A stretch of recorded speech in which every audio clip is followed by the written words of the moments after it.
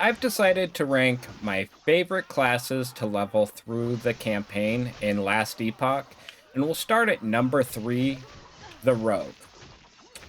With my Rogue, I chose the Blade Dancing Mastery and went with a Dancing Strikes build. One thing that stuck out to me with this build is I had to be more mindful of adding resistances, especially in the late campaign. Also, when leveling this class, I rarely died, and if you're mindful of your resistances, I could absolutely see this class being viable in hardcore mode. On offense, you can use Umbral Blades to start the fight, or you can just run straight into the mob, hit shift, and this creates a Shadow Cascade and Umbral Blades, and it also gives you defensive buffs and temporary invulnerability. So when your shift is on cooldown, you'll use Dancing Strikes, and this can leech health if you have certain gear, and it also provides certain buffs. Another ability you have is Decoy, and you would use Decoy when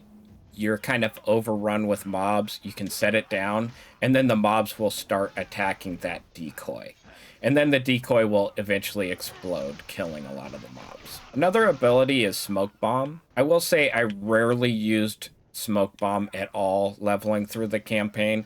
It creates a smoke cloud that can give you buffs, but I don't see much use for it when you're leveling through the campaign, but I definitely could see more of a use when you progress through the end game and you start getting to certain bosses and elite mobs. So on defense, your armor, dodge, and endurance are your primary defensive stats, and also resistances are something you're going to want to pay attention to as well. With resistances, you'll want to upgrade those, especially late in the campaign, using idols, or at the forge, you want to add it to some of your gear until you hit the cap, which I believe is 75%. Also with defense, you want to keep moving because every time you shift and use some of your offensive moves, that's going to give you defensive buffs as well, which helps out quite a bit with your defense. So with this class, I would say the best defense is a good offense kind of thing. So you just keep on the offense, keep moving, use your shift, and that'll help you with the buffs. Yeah, if you're not moving, you can see your damage goes down a lot quicker. You become very vulnerable if you stop moving. But while you're moving, you're actually pretty tanky. Some things to keep in mind is the gear drops of the campaign don't have much as far as resistances. So that is something to keep in mind. Also, the Umbral Blade attack, which is your ranged attack, is not super accurate. So it's a little tougher to control.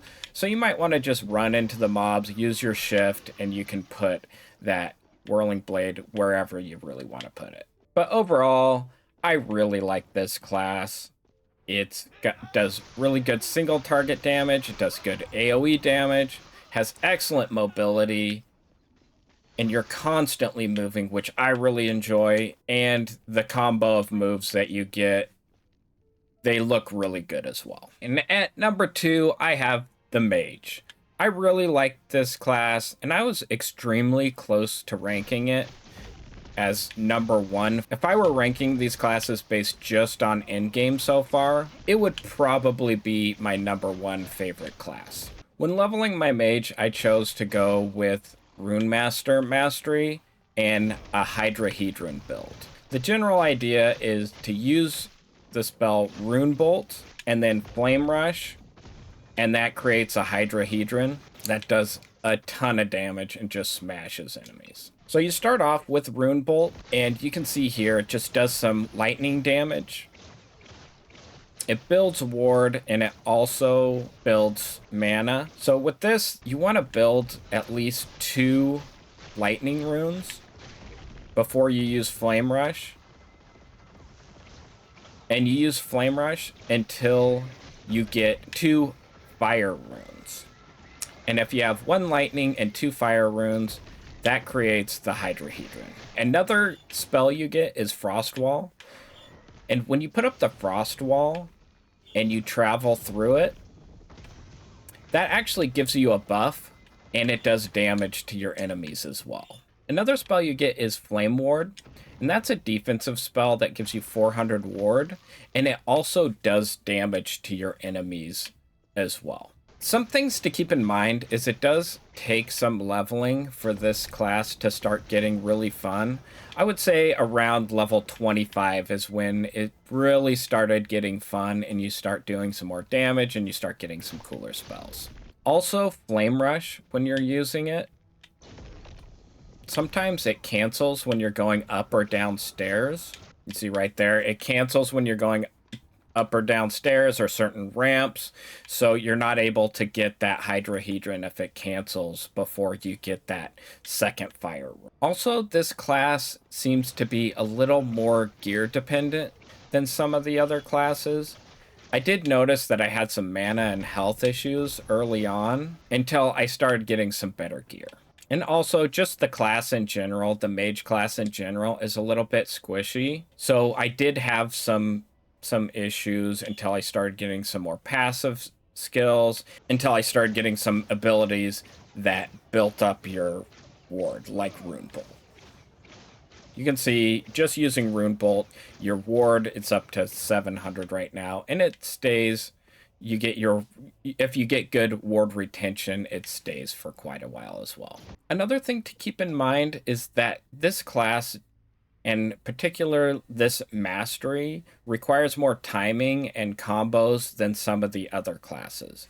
So if you hold too long on your Flame Rush, you won't get that Hydrahedron. It will do a cool explosion, which is pretty cool, but you won't get the Hydrahedron that you're trying to get. So timing is more important on this class than some of the other ones, and it's just a class where you have to pay attention a little more than a lot of the other classes. Overall, I love this class. It's got challenging gameplay, and it does take some time to learn the attacks, but it's very challenging, and it is a lot more rewarding than some of the other classes. It requires some more focus, but, you know, that's just makes the gameplay even more engaging. And the spell animations look really cool with the Hydrahedron and the lightning attack, as well as the frost wall. It all just looks really cool together when you put it all together, especially when you're attacking big groups of mobs. And at number 1, I have this Sentinel, and I absolutely love this class. When leveling my Sentinel, I chose the Void Knight Mastery and Echo Warpath build. Some things I love about this build is you can constantly move while attacking. The gameplay is not overly complicated, and it does really good damage. Defensively, I think I only died once when I leveled through the campaign, and I think I only died because I wasn't paying attention at all. Really, this build would be extremely viable on something like hardcore mode. The defense is good, it does good damage, so I think it's definitely viable for something like that.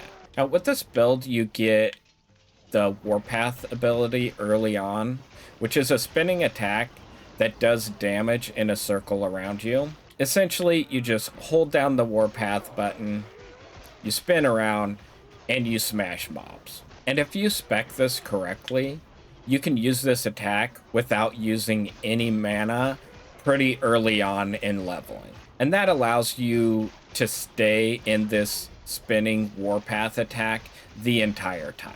And once you select the Void Knight Mastery, you can convert the Warpath damage to Void damage. And you can see here, that's the purple damage you see on these spinning blades. That's because it's Void damage. Also, you eventually get the Echo ability. And what that is, you can see these purple spinning attacks. That's an echo of your primary attack, and you can get up to 3 of these, which essentially does triple the damage. Also, with this attack, when you're fighting bosses or elite mobs, you want to circle around them. Circle far enough away to where you're traveling at least 4 meters, but you want to be close enough to where you're doing damage with your primary attack, and the echoes that get created will be doing attack damage on that same mob as well, essentially giving you triple the damage. You also get a good mobility move right here, and when it's it's a shield charge, and when it's off cooldown, you can just kind of charge through mobs. It does a little bit of damage, adding a little bit of mobility. You don't need to use it a ton because you can move around while you attack. So it's not something that's you're going to use a ton, but it is something that's nice to have. Now, the negatives to this build, for me, is absolutely nothing. I love this build. It's super fun. You cruise around the mobs, spinning around, smashing mobs. It's just really, this type of gameplay is something that I really enjoy. But I can see how for some people just using one or maybe two attacks might get a little boring for them. But, you know, that's not me. I love this build, and that's why I have it ranked at number 1. But yeah, that's my top 3. Obviously, it's just my opinion, but one piece of advice I will give is with any of the classes and masteries, give it until about level 25 or 30, and you should know by then if it's the right combination for you.